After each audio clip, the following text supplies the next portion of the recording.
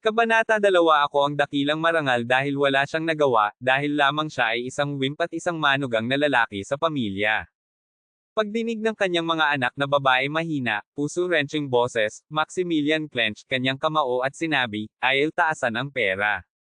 Pagdinig ito, Victoria's mag-aaral dilat at ang kanyang puso trembled bahagyang sa shock bilang siya stared sa Maximilian's pabalik. Naka-out na siya ay nagkaroon ng hitsura ng isang tao. Ang Maximilian ay nakabukas at nagbigay ng malubhang pagtingin sa Victoria, na agad na pinalayo ang kanyang ulo upang panasan ang kanyang mga luha, bago siya umalis sa ospital sa gitna ng mga pagsaway ng karamihan. Samuel, Maximilian ay masyadong walang pigil.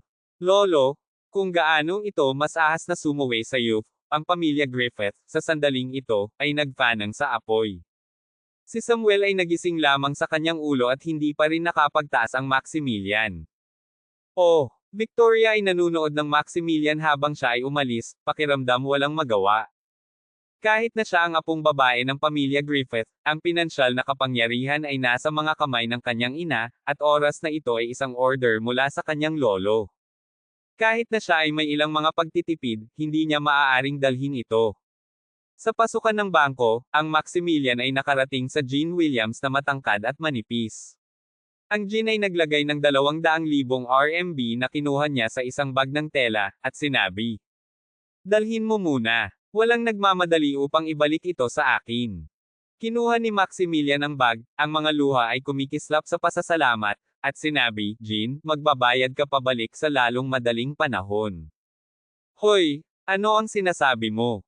Mga kaibigan kami." Jean patid Maximilian balikat at sinabi na may isang ngiti. "Jean, kung maglakas loob kang ipahiram sa kanya ang pera, hindi ka magpakasal sa iyo." Bigla, ang isang petulant chortle ay nagmula sa isang magandang damit na babae, nagdadala ng isang bag at papalapit na agresibo. Pop! Dumating siya at binigyan ng Maximilian ng isang sampal sa kanyang mukha, na nagtuturo sa kanyang ilong at sumisira sa kanya, "Maximilian, ikaw ay talagang walang kahihiyan. Ilang beses mo tinanong ang aking Jean upang ipahiram sa iyo ng pera. Ako ay nahihiya para sa iyo kung hindi ka nahihiya, Emmy, ano ang ginagawa mo?" Gingot na babalisa at tugged sa fumang Emmy. Ang babaeng ito ay girl's girlfriend. Siya ay isang magandang mukha, isang magandang figure, ngunit siya naglalayong masyadong mataas at mapagmataas. Siya ay isang uri ng mapagmataas na tao. "Ano ang ginagawa ko? Jean, babala kita. Likang maglakas loob na ipahiram sa kanya ng pera, worth magpakasal sa iyo." Si Emmy ay nagising sa kamay ni Jean, na ginanap ang kanyang baba, at binabalot ang kanyang mga bisig sa kanyang dibdib. Naturally, ang isang malaking karamihan ng tao ay natipon sa door. Jean desperately sinubukan upang ipaliwanag. "Emmy, si ay na-hospital sa leukemia at nangangailangan ng pera mapilit. Ay mas mahusay para sa batang babae na mamatay. Anyway, bakit mo tinutulungan ang isang naka-enlisted wimp na bapor kahit nakilalanin ang kanyang sariling anak na babae?"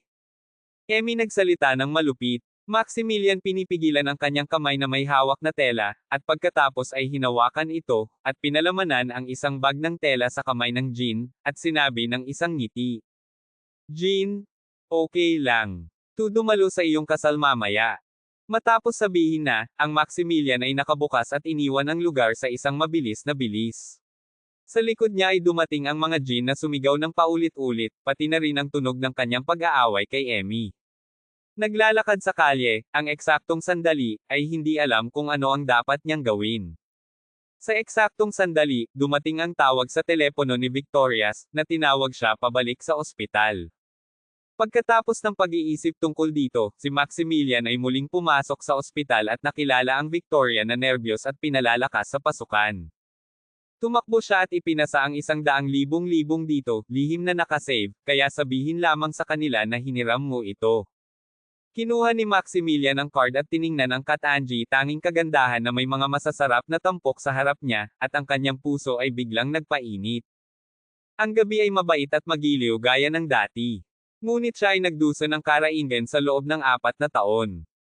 Victoria, ay. Maximilian choked up ng kaunti, hindi kailanman pakiramdam mas natalo kaysa sa ginawa niya ngayon. Mula nang kasal siya ni Victoria, matagal na niyang nawala ang kanyang aura ng anak na babae ng Griffith pamilya at naging isang tumatawa na stalk sa mga bibig ng mga tao. Sinipsip ni Victoria ang kanyang ilong at sinabi ng agresibo, "Hindi ko gusto si Sisi na mawala ang kanyang ama." Ang mga labi ng Maximilianers ay nanginginig ng bahagya tulad ng sinabi niya, "Salamat, worth ipaalam sa iyo at Sisi down." Oh, sigurado sapat, Lolo ay tama. Alam niya na susubukan mong bigyan ng natalo na pera. Biglang lumitaw si Franklin mula sa sandaling ito at sinabi na may malamig na ngiti at nagngangalit sa sulok ng kanyang mga mata. Naisip ni Franklin na sila ay screwed. Ang mga kilay ng Maximilian ay tinitigan habang pinapanood niya ang mahina, "Hindi mag-alala, kukunin ko itong mag-isa." Sa loob ng ward, sinaway ni Samuel ang Victoria, at ang card ay natural na pinalayo ni Laura, ang kanyang biyenan, na sumigaw, "Ikaw ay basura. Paano mo hinihiling ang aking anak na babae para sa pera? Anong natalo?" Sinubukan ni Victoria na magsabi ng isang bagay at direktang glared sa pamamagitan ng Laura. Ang lahat ng Griffiths ay sumunod sa spew curses at pamuna sa Maximilian sa hilt. Biglang, ang isang mahinang sigaw sanhi ng karamihan ng tao sa Frizzell, "Daddy! Don't scold my daddy!" Sa kama ng ospital, si Sisi whimpered, ang kanyang malaking mga mata ay puno ng crystal teardrops. "Daddy!" Maximilian ay nasa sabik ng salitang, "Tatay." Mula pa noong ipinanganak si Sisi, hindi pinahintulutan ni Griffiths na makita siya ni Sisi sa loob ng 3 taon, at ang pinakamahabang oras na ginugol niya sa Sisi ay malamang na ito sa unang pagkakataon. Napakasaya din si Victoria nang marinig niya si Sisi na tinatawag na Maximilian Daddy na ang mga luha ay lumulubog sa kanyang mukha. Kung ang maliit na batang babae ay dapat na masunog, paano ang isang wimp ang kanyang ama? May isang tao sa gilid na binabanggit. Tumingin din si Samuel at bumaling upang umupo, na may hawak na sis maliit na novel drama kamay, at sinabi. Section EC, nakalimutan mo ba kung ano ang sinabi ni Lolo? Hindi siya ang iyong ama. Ito reprimand na may isang malamig na pagsaway takot Sisi sa pagpindot sa kanyang bibig at ang kanyang mga mata tearing up. Siya ay tumingin sa Maximilian at, sa gitna ng galit na mga stares ng grupo sa paligid sa kanya, nagtipon ng sapat na lakas ng loob upang iunat ang kanyang maliit, puting kamay at sinabi. Siya ang aking ama, at ako gusto mo siyang manatili sa akin. Tuldok-tuldok panipi. Itigil mo ito. Hindi siya ang iyong ama. Mabuti na magkaroon ka ng lolo. Tumugon ng direkta si Samuel sa kanyang pinalamig na mukha, at walang pagtingin, sinabi niya sa Maximilian. Mayroon ka lamang ng 2 araw upang isipin ang tungkol dito, at alam mo kung ano ang gagawin para sa sis. Ang Maximilian ay nasa matinding sakit sa sandaling ito, tinitingnan ang kanyang anak na babae sa kama ng ospital, at sa unang pagkakataon sa loob ng 3 taon, tinawag niya siya na si Daddy. Siya, kahit na ano, ang kanyang futurel, hindi, ako, dapat gamitin ang aking utak ng buto. Siya ang aking anak na babae. Sa sandaling ito, sinabi ni Maximilian na may walang kapinsiin na kabigatan. Para sa kanyang anak na babae, ang Maximilian ay gumawa ng kahit ano. Ang sigaw na ito ay nagpadala rin ng isang shiver down ang mga spines ng Griffiths sa ward. Sa sandaling iyon, nadama nila ang isang malakas na presyon mula sa Maximilian. Ang kay na ito, pagkatapos na sabihin na, ang Maximilian ay direkta nakapaligid at iniwan ang ospital. Tumingin pa rin si Victoria sa Maximilian na umaalis sa hindi kapanipaniwala. Siya ay nagulat at nagtaka kung siya ay sa wakas ay may pananagutan. Gayunpaman, nag-aalala rin siya tungkol sa Maximilian sa kanyang puso. Siya ay isang mahinang tao na walang silbi. Paano niya gamutin ang kanyang anak na babae?